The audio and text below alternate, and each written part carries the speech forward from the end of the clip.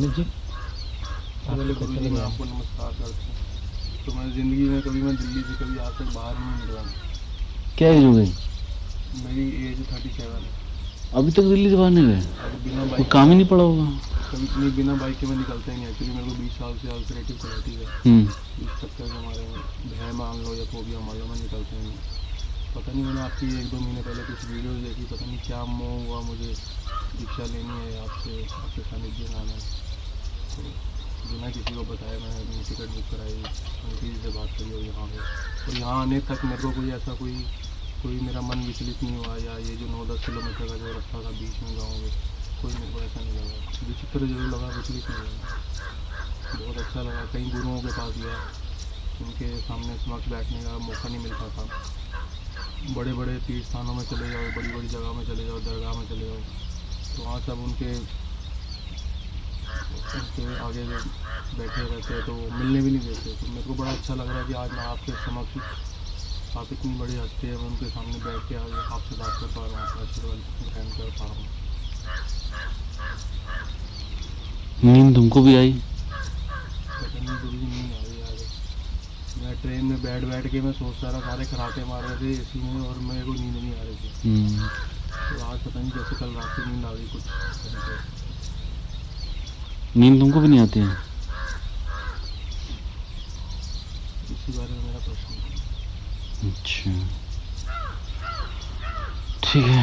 हाँ, अब वो तुम प्रश्न पूछो, तुम पूछ रहे थे तुम अभी थोड़ी देर पहले। गुरु जी मेरा ये प्रश्न है कि मैंने इतने लोगों को देखा है, वो कहीं से निकल गए या कुछ उनके ऊपर पैरानॉर्मल एक्टिविटी हो गई, तो करने वाला तो बड़ा इजीली कर लेता है, चाहे वो यहाँ बैठा हो, गुड़गांव बैठा हो या एमपी बैठा हो या कहीं भी बैठा हो, चाहे वो गड़न से कर ले, मिट्टी से कर ले, या प्रेत बेच के या धर्म राक्षस बेच के, जैसे मर्जी। पर एक इंसान जिसको ठीक होना चाहता है तो वो कैसे ठीक हो, और क्या उसकी विधि है, और वो कैसे अपना बचाव कर सकता है। और जो उससे ग्रसित है वो लाख कोशिश करने के बावजूद भी, लाख बाबाओं के पास जाने के बावजूद भी वो उससे ठीक नहीं हो पाता। और मैंने कई गुरुओं से बातचीत करी तो उन्होंने मेरे को ये बताया कि जो आप पाठ पूजा करते हो वो आपको लगती ही नहीं है, वो प्रेत खा जाते हैं।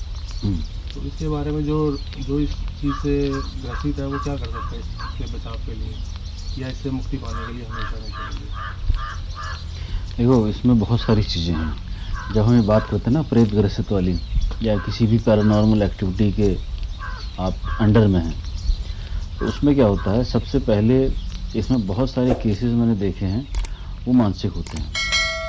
ठीक है, कभी कोई परेशानी आई और हम उस परेशानी से घिरे हुए हैं, तो जब हम किसी के पास जाते हैं तो 99% तो ठग बैठे हुए हैं जो जानते नहीं हैं।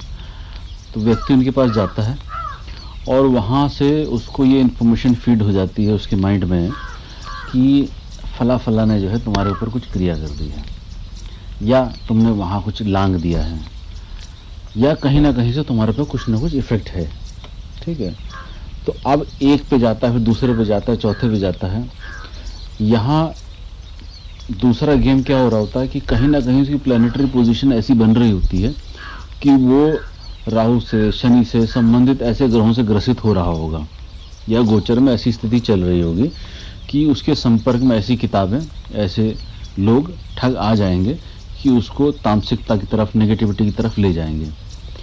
इधर ये भी चल रहा होता है, राहु और चंद्रमा का भी बहुत बड़ा रोल है, शनि और चंद्रमा का भी बहुत बड़ा रोल है, वहाँ पर भी एस्ट्रोलॉजिकली प्लैनेट जो है चेंज हो रहे होते हैं। तो उसको एस्ट्रोलॉजिकली तो बाद में पता चलता है जब वो सारे ठगों के पास होके आ जाता है, लेकिन तब तक ये इन्फॉर्मेशन इतनी गहरी उसके अंदर चली गई होती है कि 10-10 साल तक भी नहीं निकलती है। ठीक है, तो पहला तो सबसे बड़ी इन्फॉर्मेशन यही मैं देना चाहूँगा कि अगर कोई प्रॉब्लम है तो सबसे पहले तो उसको खुद से एनालाइज करना है कि एक्चुअली में मेरी बनाई हुई है कि ये हो रही है। ठीक है, अच्छा, पैरानॉर्मल में क्या होता है जो मानसिक रूप से नहीं होता है। अब जैसे मान लीजिए कि हम रास्ते में जा रहे हैं, ठीक है, अब इसी रास्ते पे आप जाएं तो आप चलेंगे, तो मैं यहाँ से अगर आपको कह के भेजूंगा ना कि आपके पीछे कोई दिखता है मुझे, और स्वाभाविक सी बात है कोई गुरु पदासीन है या कोई ऐसे पद पे है, तो आपको उसकी बात अंदर तक जाएगी। तो आप जब जाएंगे तो आपको एक भय अंदर रहेगा, कोई मेरे पीछे चल रहा है, और आपको आवाज़ भी आएगी। ये सच्चाई है। ठीक है, और ना हो तो उसका प्रैक्टिकल करके आज देख लेंगे, ठीक है।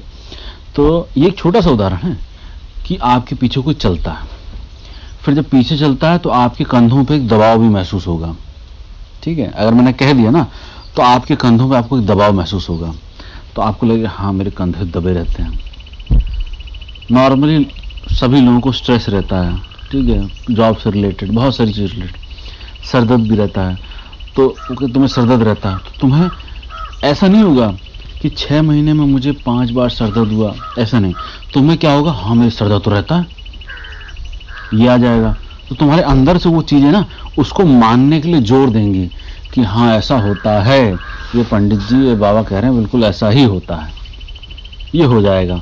फिर क्या होता है कि जो आपने बनाया है ना आप उससे नहीं निकल पाएंगे, फिर आप उन्हीं बाबाओं के चक्कर काटते रहेंगे। ये मैं सच्चाई बता रहा हूँ क्योंकि मैंने ऐसे कई सारे रोगी ठीक किए हैं।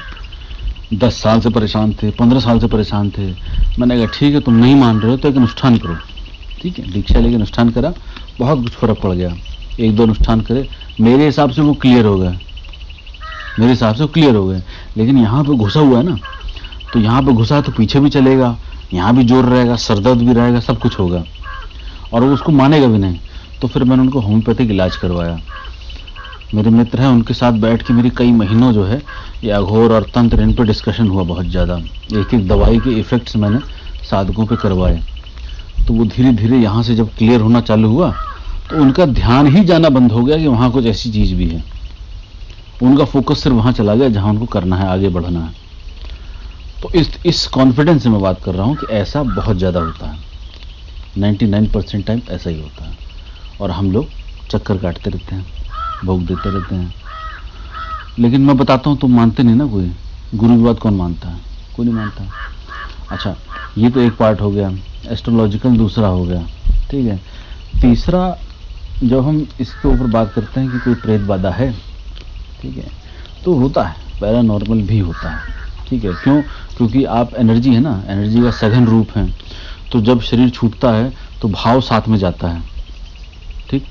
तो जो आपका अंतिम भाव होगा, चाहे आप किसी चीज़ से प्यासे या भूखे रहे हों, या किसी की काम वासना हो, या कुछ बहुत बड़ा एम हो, टारगेट हो जीवन का, वो ना अचीव हो पाया हो, छोटी छोटी वासनाएं भी, दही की वासनाएं, दूध की वासनाएं, मिठाई की वासनाएं, है ना, इस तरह की छोटी छोटी वासनाओं में आदमी प्रेतों में भटकता रहता है।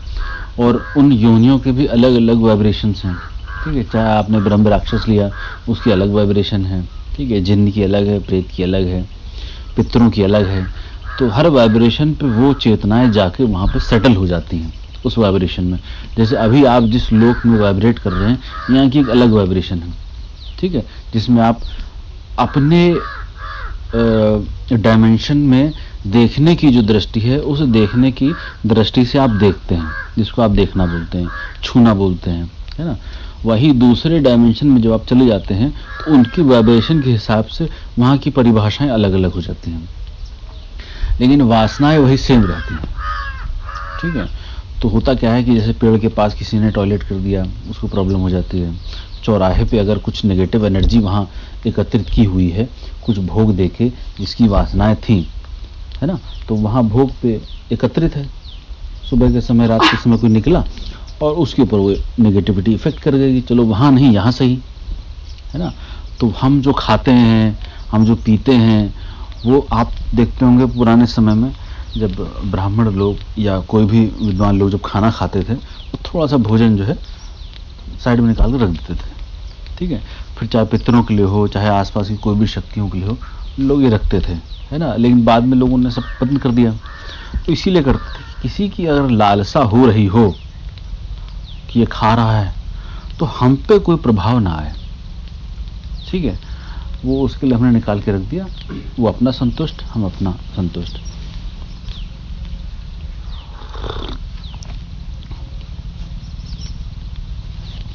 अच्छा, इससे प्रभावित कौन से लोग होते हैं? जो बहुत इमोशनल टाइप होते हैं, जो बहुत अंदर से सॉफ्ट होते हैं, वो ऐसे लोग बहुत जल्दी इफेक्टिव हो जाते हैं इससे, है ना, क्योंकि इनका भाव प्रधान होता है ना।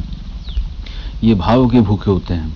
भाव मतलब जो भी चीज से रिलेटेड कोई भी फीलिंग आ रही है, कोई भी वाइब्रेशन आ रही है, वो फील से सबसे ज्यादा टच होती है। तो ऐसे लोग जो हृदय के बहुत साफ हैं, बहुत सीधे हैं, जो दुनिया का नुकसान नहीं पहुंचाना चाहते हैं, ऐसे लोग ज़्यादा प्रभावित हो जाते हैं, बड़ी जल्दी प्रभावित हो जाते हैं। और फिर जब प्रभावित हो जाते हैं तो आपने देखा होगा जैसे छोटे बच्चे को डांट दो तो जो बचपन में डांटा गया होगा ना, वो जिंदगी भर उसके अंदर बसा हुआ होगा, उसको इतनी गहरी चोट लग जाती है। तो वैसे जो इमोशनल, जो हार्ट के प्योर लोग होते हैं, उनको हल्की सी भी चीज़ होगी ना, बहुत गहरे तक चोट लग जाती है और वो विचार उसी चीज़ों के आसपास दौड़ता रहता है 24 घंटे, सालों सालों, उससे वो निकल नहीं पाते हैं। तो उसके लिए फिर अलग साइकोलॉजिकल ट्रीटमेंट होता है, दवाइयों का ट्रीटमेंट होता है। उसी प्रकार से जब कोई निगेटिव शक्ति का आघात होता है ना, चाहे हम जा रहे हों चाहे कोई कर रहा हो, तो आपके नाम का एक इफेक्ट होता है। ठीक है, तो मैं अगर तुम्हारा नाम सुमित बोलूं, ठीक है, तो 10, 15, 20, 30 साल, 50 साल तुम्हें बोला गया कि तुम्हारा नाम सुमित है, तुम्हारी आइडेंटिटी सुमित है, तुम्हारी फीलिंग सुमित है। सुमित को लेके कोई गाली दे दे तो तुम्हें अंदर चोट लग जाती है। ठीक है, तुम्हारा नाम लेके या तुम्हारा फीलिंग लेके, तुम्हारे फेस का भाव लेके, उसको याद करके अगर कोई जमीन पे जूते भी मार देगा ना, तो वो वेरिएशन होती है उसकी। लेकिन वो तांत्रिक लोग क्या करते हैं, वो अलग अलग सिद्धियों में सिद्धहस्त हो जाते हैं। और कैसे, जैसे किसी ने प्रेत कर लिया, किसी ने कोई जिन्न कर लिया, किसी ने ब्रह्म राक्षस कर लिया, किसी ने ऐसी नॉर्मली आत्मा ही पकड़ ली कहीं ना कहीं से, तो उसके माध्यम से वो लोग कार्य करते हैं, क्योंकि उनकी वासनाएं बची हैं। तो उनका एक लालच होता है कि मुझे भोग देगा, मैं इसका काम करूंगा। लेकिन जो ऐसा कर रहा होता है उसकी गति फिर बहुत गलत होती है। या तो मुंह से, पीछे से, खून से नदियां बहेंगी, वैसे मरेगा कीड़े लग के, है ना, या तो फिर उन्हीं प्रेतों के साथ भटकेगा। तो वो भी एक तरीके के प्रेत ही हैं जो मनुष्य योनि में घूम रहे हैं, तो उनका भी वही काम है और पहले भी वही करते हैं, आगे भी वही करेंगे। तो सॉफ्ट व्यक्ति जो हार्ट से वीक है या कमज़ोर है या सॉफ्ट है, कैसे भी कह लो, वो जल्दी इफेक्ट हो जाता है। इमोशनल होता है ना, तो बहुत जल्दी इफेक्ट हो जाता है उसको, और उसको उससे निकलने में बहुत टाइम लग जाता है। अगर कोई हाई एनर्जी व्यक्ति है, जिसकी एनर्जी हाई जोन में वाइब्रेट कर रही है, ऐसा व्यक्ति जो वहाँ से परिपक्व होकर आया है, ऐसा व्यक्ति जो उन सब चीज़ों से होकर आया है, ऐसा व्यक्ति जो उन चीज़ों को जानता है, अगर वैसे व्यक्ति के पास अगर आप बैठते हैं या उससे कुछ सीखते हैं या उससे कुछ जानते हैं या उसके पास सिर्फ प्रवचनबाजी ही करते हैं, है ना, तो भी सरेंडर फॉर्म में सुनने में वो बहुत सारी चीज़ें निकल जाती हैं। जिसका ये इफ़ेक्ट होता है कि गुरु के सानिध्य में, जिसको मैं बार बार बोलता हूँ, उसके सानिध्य में बहुत सारी नकारात्मकता हमारे जीवन की स्वतः ही बहुत आसानी से चली जाती है, जिसको हम सोचते हैं कि ये नहीं ख़त्म होगी, ये नहीं जाएगी, है ना। इसीलिए आप जो बैठे हैं प्रवीण जी, इसीलिए मैं इनको यहाँ बैठा के साधना करवा रहा हूँ। इनको लगता होगा मुझे अकेले छोड़ दिया है, लेकिन मेरी दृष्टि रहती है ना। तो अभी जैसे जाने का बोल रहे हैं तो जा सकते हैं, जाके साधना कर सकते हैं, लेकिन एक अपने घर का जो माहौल होता है और गुरु के सानिध्य का जो माहौल होता है, उसमें ज़मीन आसमान का अंतर होता है। ठीक है, तो एक तो तरीका ये होता है कि आप सानिध्य करें गुरु का, या जो उसके बताए हुए उपाय हैं उसको पूरी श्रद्धा से करें। तो श्रद्धा और विश्वास के लिए क्यों बोला जाता है? श्रद्धा और विश्वास के लिए इसलिए बोला जाता है क्योंकि आपकी श्रद्धा और विश्वास उस तांत्रिक टोने और टोटके में फंसी हुई है जिससे आप निजात पाना चाहते हैं। तो आप निजात पाना चाहते हैं उससे, ठीक है, लेकिन आपने पकड़ा भी उसी को हुआ है। तो आपको उससे निजात दिलाने के लिए किसी दूसरी चीज को पकड़ना बहुत जरूरी हो जाता है जो प्योर हो।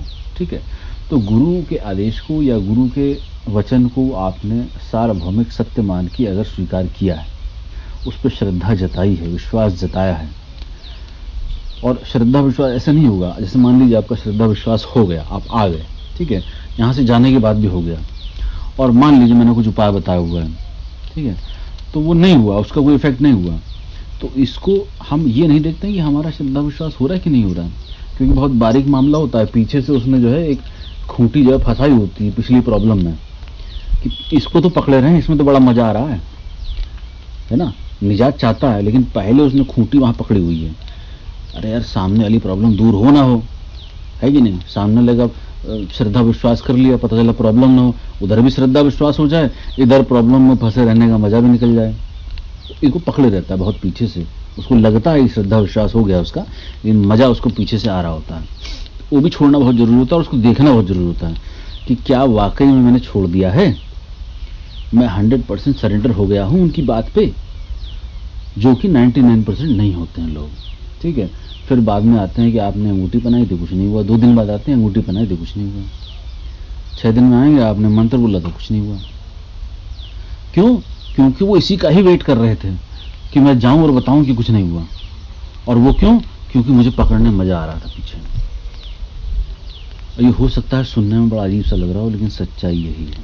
ठीक है, अच्छा, ये आपके उस प्रश्न का आधा उत्तर मैंने दे दिया। अब ये आता है कि हम उससे निजात कैसे पाएं।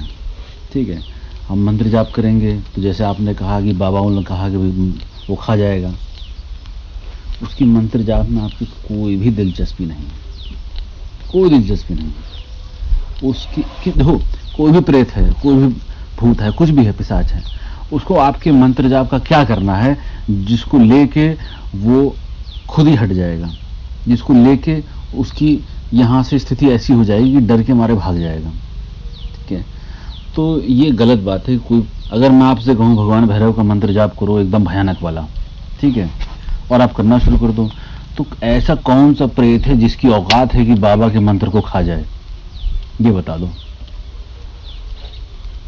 जो सबका बाप बैठा हुआ है उसके मंत्र को कौन खाएगा। ठीक है, एक पॉइंट। दूसरा, जब आप मंत्र जाप करते हैं तो ये स्वाभाविक है, वो एनर्जी दूर हटती है, और दूर हटती है, लेकिन दूर हटने से पहले आपके अंदर विचारों में, क्योंकि उसका क्षेत्र यहाँ होता है, तो वो आपके विचारों में परिवर्तन करेगी कि नहीं ये गलत है, ये जिसने दिया वो गलत है, चलो छोड़ो, मंगलवार है, मंगलवार के व्रत रखते हैं। अरे आपके अंदर से हटा देगा कि मंगलवार के व्रत हैं, जाके कुछ नॉनवेज खिलवा देगा या कुछ ऐसा कुछ पाप करवा देगा जो उसके पैटर्न में सेट नहीं बैठना चाहिए, गुरुद्रोह करवा देगा, या जिसने आपको दिया है उसके खिलाफत में कुछ ऐसा करवा देगा, अंदर विचार डाल देगा कि आप गलत सोचने लगे। जिस श्रद्धा और विश्वास के पावर पे आप उस मंत्र जाप को करना चाह रहे थे, उपाय करना चाह रहे थे, वो आपसे छूट जाएगा। ठीक है, ऐसा करवा देता है, खाता नहीं है। ठीक है, तो अच्छा, अब फिर करें क्या? मतलब हम जाप करने जाएंगे तो खाएगा नहीं, तो इसका मतलब हमें करने नहीं देगा, तो फिर क्या मतलब उपाय करने का। ठीक है, इसमें ही एक व्यक्ति को या साधक को या जो पीड़ित है उसको इसी में ही देखने की जरूरत पड़ती है, अपने सेंस लाने की जरूरत पड़ती है कि मैं श्रद्धा और विश्वास से उनसे जुड़ा हूं कि नहीं जुड़ा हूं। सिर्फ एक ही पॉइंट काम करता है, श्रद्धा और विश्वास, दूसरा कोई पॉइंट काम नहीं करेगा। इधर आपके विचार आएगा, इधर आपके दूसरे विचार आएगा, नहीं नहीं मेरे को गुरुजी ने सही बोला, मेरे गुरुजी सही हैं, तो क्या होगा, जैसे जैसे आप इस पॉइंट को प्रबल करोगे ना, वाला पॉइंट दूर हटता चला जाएगा। यानी कि जो वो नकारात्मकता है जिसको हम भूत प्रेत पिशाच इत्यादि बोल रहे हैं, दूर होता जाएगा, और जैसे जैसे आपका जाप पड़ता जाएगा वो धीरे धीरे दूर होता जाएगा। ठीक है, और इसमें क्योंकि देखो गुरु के देने में कोई ऐसा नहीं होता है कि मैं तुमको अलग दूंगा, उसको अलग दूंगा, उसको अलग दूंगा। देना सबको एक ही तरह होता है, एक बराबर ही देना होता है, लेकिन लेने वाले में अंतर होता है। ठीक है, अब जैसे ये हैं, ये आई, उन्होंने कहा जैसी मैं आपके चरणों में झुकी, मेरे सर दर्द हो रहा था और मैं झुकी तो मेरे को बड़ा रिलैक्स हुआ, सर दर्द दूर हुआ, और मुझे ये हुआ कि मैं अंदर से रोऊं या अंदर से कपकपी छूट रही है या अंदर से मैं वहीं पड़ी रहूं। ठीक, अभी इनके साथ क्यों हुआ? वो एक जो लड़का भागा उसके साथ क्यों नहीं हुआ?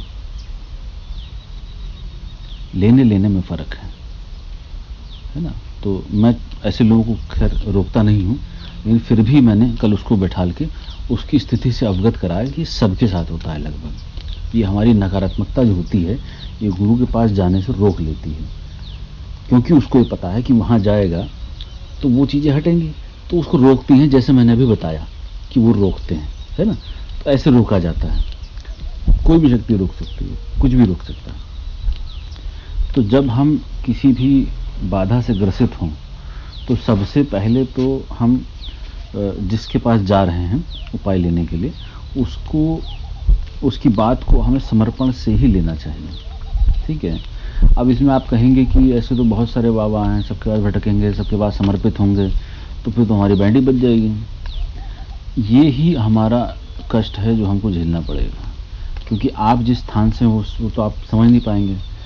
आप कैसे चेक करेंगे कि भाई दाढ़ी और बाल और काले कपड़े डाल के चिमटा बजा के कोई बैठा है तो वो सही है कि गड़बड़ है ना। और जो बिना गेटअप के बैठा है, जिसका पता भी नहीं गुरु है कि नहीं है, चुपचाप कहीं कोने में बैठा है, तो उसका आपको पता है कि नहीं पता है, कि उसको पता है कि नहीं पता है, तो आपके अंदर वो चीज़ आएगी ही नहीं, है ना। तो आप गेटअप देख के आकर्षित होंगे, या दुनिया गेटअप देख के आकर्षित होती है, उससे भाव बनता है। जब आप जुड़ते हैं तो पता चलता मान लुट गए, बर्बाद हो गए, और वो भी पता लगने में भी जो है कई महीने और साल लग जाते हैं। तो ये हमारा स्ट्रगल होता है उस परेशानी से निकलने का, कि हम कितनी प्रार्थना कर रहे हैं उस परेशानी से निकलने की। तो जब आप प्रार्थना करते हैं तो स्वतः ईश्वर आपके लिए मार्ग चुनता है कि इसकी प्रार्थना अब पूरी हो गई है, इसको मार्ग देना चाहिए। तो फिर ऐसे व्यक्ति के पास, ऐसे बाबाओं के पास, ऐसे गुरुओं के पास पहुंच जाता है जहां उसको ऐसा फील आता है या ऐसा भाव आता है कि यहाँ मेरे को समर्पित हो जाना चाहिए। तो अगर ऐसा भाव आ जाता है कि अब मुझे समर्पित हो जाना चाहिए, तो फिर उसको 100% नहीं, अनंत गुना समर्पित हो जाना चाहिए, ठीक है। क्योंकि भटक भटक के आदमी जो है एक ऐसे स्थान पे आता ही आता है कहीं ना कहीं, कभी ना कभी, किसी न किसी जन्म में, कि उसकी यात्रा समाप्ति की ओर होती है। और जितना ज़्यादा हम अपने आप को बचा बचा के चलेंगे, ठीक है, कि नहीं नहीं, अब जैसे आपने बोला कि मैं इतनी दूर पहली बार आया हूँ, चाहे कोई भी भय रहा हो, तो हम अपने भय से ही लड़ के आगे आते हैं, और हम उन भयों से ही नहीं लड़ पाते हैं तो हम कहीं आगे नहीं आ पाते हैं। ये तो सबको पता है, सब बुद्धिमान लोगों, सभी लोगों को पता है सारी चीज़ें। तो जब भी कोई बाधा हो, हम तो इतना मानते हैं कि भगवान भैरवनाथ हैं, इनसे ही प्रार्थना करी जाए कि बाबा कुछ कृपा करो, और ये सुनता है। जो जेन्युइन बंदा होता है ना, उसकी सुनता है। चालाक बंदों की नहीं सुनता है, उसको तो कहेगा दूर ही रहो। लेकिन एक ऐसा टाइम आता है जब ये पुकारता है, या जब बुलाता है, या जब इनके गण इनवाइट करते हैं कि चलो समय हो गया, तो वो हो सकता है आप लोगों का समय आया हो, आप लोग बैठे हैं ना। अब यहाँ कुलदीप जी बैठे हैं, ये कहते रहते थे कि साधना गुरुजी, साधना गुरुजी। रास्ते में जाते थे, इनको रोना आ जाता था मुझे याद करके, तो गाड़ी रोक के, चाहे जो भी कम्युनिकेट करते हो, है ना। तो अब एक साधक जो अपने काम पे जा रहा है, जिसका फोकस वहाँ काम है, ठीक है, अपना काम धंधा जो भी कर रहे हैं, अचानक से गाड़ी चलाते चलाते क्या हो गया भैया, मैंने तो आके नहीं बोला कि सिग्नल देके रुको, रेड लाइट हो गई, मेरे बारे में सोचो, है ना, ऐसा क्या हो गया। तो ये चीज़ें संकेत देती हैं कि आप कहाँ जा रहे हैं, किसके साथ जुड़े हैं, है ना। तो जब इनका बहुत ज़्यादा फ्लो होने लगा आगे की तरफ, तो फिर ये आश्रम में भी सेवा कर रहे थे, तो मुझे इनकी पुरानी बातें आ रही थी। तो फिर मैंने इनको बोल दिया कि आप फिर रुक जाइए 15 दिन। अब अपना एक काम धंधा, सब लॉस वॉस, बिजनेसमैन आदमी है, सब काम धंधा लॉस वॉस छोड़ छाड़ के सब बैठे हुए हैं, ठीक है। अब इनका काम धंधा छोड़ के, घर बार छोड़ के यहाँ गर्मी में सड़ रहे हैं, त्वचा जल गई है, देख भी नहीं सकते हैं, बोल भी नहीं सकते हैं, तो क्या कर रहे होंगे, ये अपनी साधना कर रहे हैं ना। और ये पुराने साधक हैं, इनका पूर्व जन्म का वीडियो आप चैनल पे देखिएगा, तो पूर्व जन्म का इनका वीडियो पड़ा हुआ है। तो इन्होंने पूर्व में जाके देखा कि ये क्या थे, ठीक है ना। तो ये साधक भी थे, साधना भी करी, संसार में भी थे। ऐसे जो साधक साधनाओं में अलग अलग जन्मों में रह रह के आए हैं, वो ही मेरे पास धीरे धीरे आ रहे हैं। फर्जी वाले मेरे पास नहीं हैं। इस आश्रम में बनने के जो भी सहयोग हुआ है, वो किसी भी फालतू आदमी का नहीं हुआ है। इसीलिए ये आश्रम को आप एकदम ऐसे सहेजें, पैर भी रखें ना, तो सोचें कि बहुत कोमल है। बहुत अच्छे अच्छे लोगों ने इसमें सहयोग करा है, चाहे आर्थिक हो, चाहे अपना श्रमदान किया हो, है ना। तो ऐसा मौका हमको मिल रहा है, तो हमें धन्यवाद देना चाहिए इस धरती का, इस स्थान का, इस स्थान को अरेंज करने में सहयोग करने वालों का, उस गुरु का, अपने साधकों का, कि ऐसा सहयोग हो रहा है कि हमें ऐसी अवस्था मिल रही है कि हम साधना कर पा रहे हैं। अगर आपने यहाँ पे आर्थिक रूप में 1000, 5000, 10,000 जो भी किया, ठीक है, आप भले ही यहाँ से असंतुष्ट होकर चले जाएं, कोई फर्क नहीं पड़ेगा, लेकिन कोई एक साधक साधना कर रहा है तो जो उसका पुण्य अर्जित होगा ना, वो आपको बहुत सहायता करेगा। और ये सत्य बात है, मैं हल्की बात नहीं बता रहा हूं। तो अब ये है 15-20 दिन, एक महीना ये अपना आग बंद करके रहेंगे। बोला मैंने 15 है, लेकिन 1 महीना रहेंगे ये, ठीक है। अब इनका सोचिए बिजनेस चौपट हो जाएगा सारा। अब इनका घर बाहर जो है गाली पड़ना शुरू हो जाएगी, कहाँ चले गए। लेकिन उसके बावजूद भी वो जो आग है ना, ये क्या मेरे आदेश का पालन नहीं कर रहे हैं, मैंने वो हिटलर बन के दे दिया। ये कहीं सत्य का प्रकाश है जिसमें इनका जोर नहीं चल पा रहा है, किसी का जोर नहीं चल पा रहा, तभी तो ये बैठ पाए हैं। इसी को ही तप बोलते हैं। तप का जो बल होता है यही होता है, और इसी के आधार पे ही ये सीढ़ियां हैं आगे बढ़ने की। छलांग लगा के नहीं पहुंचे कोई, यही स्टेप्स हैं। तो ये जो इनको रोक के रखा है, जो बांध के रखा है, जो आंखों में ये आप 30 दिन नहीं देख सकते हैं, बात नहीं कर सकते हैं। भाई बिजनेस वाला आदमी, एक अकेला बंदा जो बिजनेस चला रहा है, उसको छोड़ छाड़ के बैठा हो अपना, कितना बड़ा त्याग चाहिए होगा उसको, है ना। तो ये कौन कर रहा है? ना ये कर रहे हैं, ना मैं कर रहा हूं। जो इसके अंदर से जो फूटता है ना, जो उससे मिलने के लिए तैयार, वो जोर मारता है, जिसके आगे किसी की नहीं चलती। जिसके लिए मैं अभी सवेरे वहां बोल रहा था कि जब वो होना होता है ना, तो फिर उसके आगे किसी की चलती नहीं है। ये चाहते तो चले जाते ना। ये बोल रहे थे कि आ जाऊंगा गुरुजी, वहां नवरात्रों में कर लूंगा, चले जाते ना, नहीं जा पाए ना। और मैं भी डेली सोच रहा हूं कि अभी आके कहें कि बस गुरुजी बहुत हो गया, बहुत तड़प हो गई, अब जाना है। क्योंकि अंदर से उठ रहा है, हर किसी को उठेगा ना भाई। तुमको मैं बचपन से 40 साल में, अगर तुम हमेशा तुमने देखने की प्रवृत्ति हो, मैं तुम्हें 1 महीने के लिए बंद कर दूं, न बोलना है। और ये बहुत बोलता व्यक्ति है, बहुत ही हू करने वाला व्यक्ति है, और इसको मैंने एकदम मौन कर दिया, तो विपरीत हो गई ना उसकी पूरी परिस्थिति। तो उसका मन कैसे स्ट्रगल हो रहा होगा अंदर, आप सोच सकते हैं। तो ये एनकाउंटर कराना मेरी जिम्मेदारी है। अब ये जो कैमरामैन है ये आएंगे अभी नेक्स्ट टाइम पे, और नेक्स्ट टाइम पे तो मैं रूल बना रहा हूँ कि जो भी इस आश्रम में आएगा, एक तो बात नहीं करेगा और तो देखेगा नहीं किसी को, सबकी आंख बंद रहेगी, ताकि जो उद्देश्य है यहाँ आने का पूरा हो। होता क्या है, हम बैठे जाप कर रहे हैं, इधर उधर देख रहे हैं, अच्छा पेड़ गया, अरे सांप गया, अच्छा दिन भर जो है हम इधर उधर देख रहे हैं दूसरे को, दूसरा क्या कर रहा है, वो क्या बोल रहा है। ये करने तो नहीं आए ना। अब जाप करने आए हैं, ध्यान करने आए हैं, तो फिर ध्यान बाहर थोड़ा ना होता है। या तो आप इतने परिपक्व हो कि ध्यान में बह रहे हो तो हवा बह रही है तो आप बह रहे हो, पेड़ हिल रहा है तो आप हिल रहे हो, इतने परिपक्व तो है नहीं। पेड़ हिल रहा हो तो याद आ रही होगी दूसरी कहानी, देख रहे हो पेड़ को लेकिन चल रहा होगा कुछ और। तो इतने परिपक्व नहीं है, तो आपको मुझे सारी जो ऊर्जा बाहर फेंक रहा है ना आपका चित्त, उसको बांधना पड़ता है। आंख बांधी, मुंह बांध दिया, शरीर बांध दिया कि आप स्थिर रहेंगे, हिलेंगे नहीं।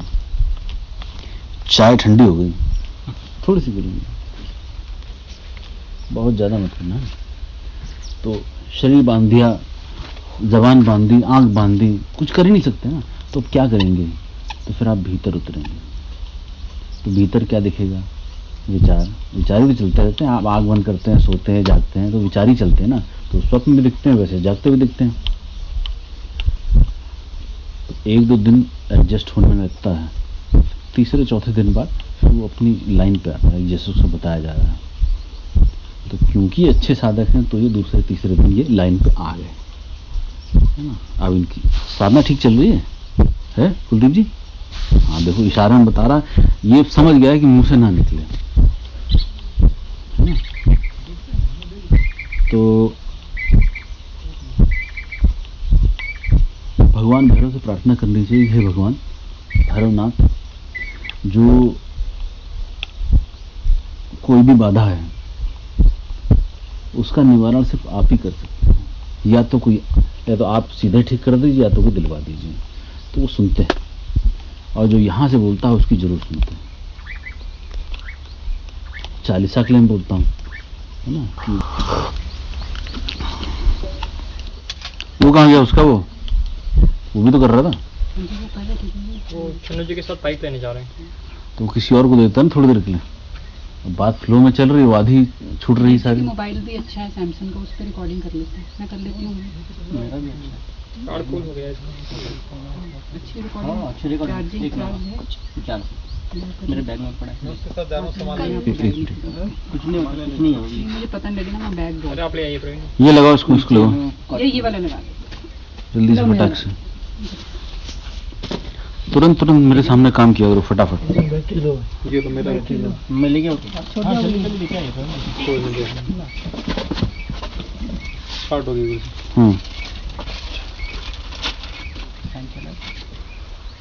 नहीं सब गर्मी में तो मुझे अच्छा लगता है ना। तो उसके लिए क्या है कि एक तो बाबा से प्रार्थना करी जाए, ठीक है, और हृदय से, तभी सुनवाई होती है। दूसरा, भगवान भैरव की, बटुक भैरव की चालीसा का पाठ, ठीक। ये दो चीजें अगर आप करते हैं ना, तो एक नहीं बहुत लोगों का अनुभव है, बहुत कुछ होता है। श्रद्धा, विश्वास और ये हार्ट, दिल, ठीक है। तो गोली मारो तो लग जाती है, फूल मारो तो नहीं लगती है, बस वही कहानी है। तो मैं आपके प्रश्न को ऐसा मानते हुए कि मैंने उत्तर दे दिया है, मैं यही विराम करता हूँ, क्योंकि पम्मी जी कुछ कह रही हैं, मैं वो सुनना चाह रहा हूँ जरा जी। मैं वो भूल गई थी बताना। कल मतलब जब वहाँ बैठे थे ना आप बनकर के, तो मुझे कुछ सेकंड के लिए शिवलिंग जैसा कुछ दिखाई दिया था। और पहले तो बहुत बड़ा सांप दिखाई दिया, उसके ऊपर कुछ चमक रहा था, उसके सर पे बहुत बड़ा था। फिर अच्छे से देखा तो ब्लैक कलर का शिवलिंग को ऐसे लपेटे था, शायद हाँ वैसे ही कुछ था, बस इतना दिखा। पहाड़ी पे था कि समथिंग कुछ था, और आसपास का एनवायरनमेंट पूरा जैसे कल हो रहा था, जैसे बारिश होने वाली हो, थोड़ा सा ब्लैकिश सा हो जाता है ना मौसम, तो उस टाइप का था। और हाँ वैसे कुछ दिखा था। और जब आप बैठे थे कुछ सेकंड के लिए, मेरी जस्ट कुछ सेकंड के लिए ओनली बंद हुई थी, तो ऐसे दिखा कि कोई लेडी है जो वाइट एंड ग्रीन कलर का ऐसा गाउन जो होता है ना, वो पहने हैं। उसके गले में कुछ मालाएं वगैरह थी, बट जब ऊपर देखा तो उसका सर गायब था। और फिर साइड में उसका सर दिखाई दिया, लंबे काले बाल थे, बट उसका पीस पोखल जला हुआ था। मतलब कोई देख नहीं सकता, बट मुझे उसे देख के डर नहीं लगा। Very good. ऐसे कुछ दिखा था, जस्ट कुछ सेकंड के लिए था मुझे। और कल रात को भी जब मुझे नींद नहीं आ रही थी, तो इस डायरेक्शन से कुछ साउंड भी आया था 2 बार, अजीब सा था। मैंने देखा तो कोई नहीं था, 2 बार आया था। और ये लोग बता रहे थे कि कल जब आप दोपहर में बैठे थे, तो उनको आपकी तरफ से एकदम सूर्य जैसी ऊष्मा होती है, उतनी ऊष्मा जो है प्रतीत हो रही थी। अच्छा, कब? दोनों लोग कल दोपहर में जब आप मुझे तो घबराहट सी हो रही थी कुछ देर के लिए, और नींद आ रही थी और रोना भी आ रहा था। नींद आ रही थी? कब? कल वहाँ पे। अच्छा, उधर जब बैठे थे हम लोग? हाँ हाँ ठीक हाँ, ठीक ठीक। सुरेंद्र जी और आप बैठे थे। और मुझे ऐसे भी पहले दिख चुका है। फर्स्ट टाइम तो जस्ट आपसे बात हुई थी, तब उतना कुछ मतलब लगा नहीं था, बट फील हुआ था कि मतलब अभी सही जगह जाऊंगी। मतलब ऐसे उसके पहले ही दिन जस्ट मुझे सपना दिखा था कि कोई गुरु है जो मुझे कुछ इसी ड्रेस में थी और मुझे कुछ करवा रहे हैं, मतलब कुछ साधना से रिलेटेड वगैरह। वो हनुमान जी के मंदिर के कुछ थे पंडित थे, और फिर जस्ट नेक्स्ट डे आपसे बात हुई थी। और मुझे आप सपने में भी दिखाई दिए थे कि आपकी हाइट करीब 9 या 8 फुट की रही होगी। सेम ये जो आपके जिस पे आप मतलब बैठे हो ब्लैक वाला, वो ब्लैक एंड गोल्डन कलर का ड्रेस था। फेस आप ही का था।